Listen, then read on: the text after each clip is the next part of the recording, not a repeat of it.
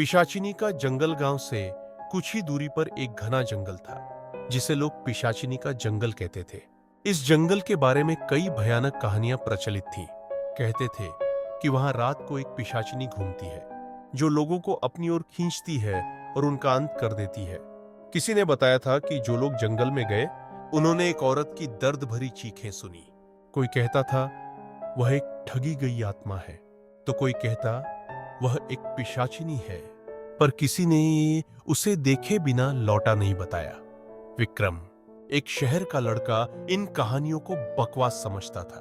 गांवों में अपनी छुट्टियां बिताते हुए उसने सुना कि उस जंगल के अंदर किसी पुरानी हवेली में सोना छिपा हुआ है। साहसी और जिज्ञासु स्वभाव के विक्रम ने ठान लिया कि वह इस जंगल में जाएगा और सच्चाई का पता लगाएगा। उसने रात का समय चुना क्योंकि यह वही समय था जब पिशाचिनी दिखने की बात की जाती थी। एक लालटेन और एक चाकू लेकर वह जंगल की ओर बढ़ा। रात गहरी थी और हर दिशा में अंधकार छाया हुआ था। जैसे ही विक्रम जंगल के अंदर पहुंचा, उसे चारों ओर अजीब सी फुसफुसाहट सुनाई देने लगी। कभी लगता कोई उसका नाम ले रहा है, तो कभी ऐसा महसूस होता कि कोई उसके पीछे चल रहा है। जंगल के अंदर कुछ ही देर चलने के बाद विक्रम को एक पुरानी हवेली दिखाई दी। हवेली के आसपास की जमीन जली हुई लग रही थी, जैसे वहां कभी आग लगी हो। हवेली का दरवाजा टूट चुका था और अंदर अंधेरा पसरा हुआ था। अचानक विक्रम को दूर से एक औरत की आवाज सुनाई दी, बचाओ, मुझे बचाओ। विक्रम ने आवाज की ओर दौड़ना शुरू किया, लेकिन जैसे जैसे वह उस आवाज के करीब पहुंचा, उसे महसूस हुआ कि वह आवाज उससे दूर जा रही है।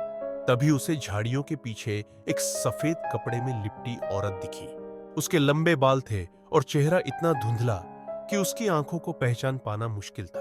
औरत ने विक्रम की ओर देखा और धीरे धीरे मुस्कुराई। उसकी मुस्कुराहट इतनी डरावनी थी कि विक्रम का दिल तेजी से धड़कने लगा।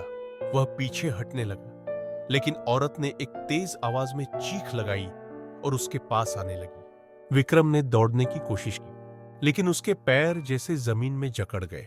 औरत ने उससे कहा, तुम्हें यहां नहीं आना चाहिए था, अब तुम भी मेरा हिस्सा बनोगे। विक्रम ने चाकू निकालकर उसके सामने लहराया, लेकिन औरत गायब हो गई। तभी विक्रम के चारों ओर कई सफेद साए प्रकट हो गए। हर साए की आंखें खून जैसी लाल थीं। डर और घबराहट में विक्रम ने वहां से भागने की कोशिश की, लेकिन जंगल का रास्ता जैसे बदल चुका था। चारों ओर सिर्फ घुप अंधेरा और सायों की हंसी गूंज रही थी। उसे एहसास हो गया कि वह इस जंगल से कभी बाहर नहीं निकल पाएगा। कुछ दिनों बाद गांव वालों को जंगल के किनारे विक्रम की लालटेन और उसके फटे हुए कपड़े मिले। लोग कहते हैं कि अब जंगल में एक और साया दिखाई देता है। जो भी रात में उस जंगल में जाता है वह विक्रम की चीखें सुन सकता है। कहते हैं उस जंगल से बचने का एक ही तरीका है, कभी भी वहां मत जाओ। Subscribe somebody.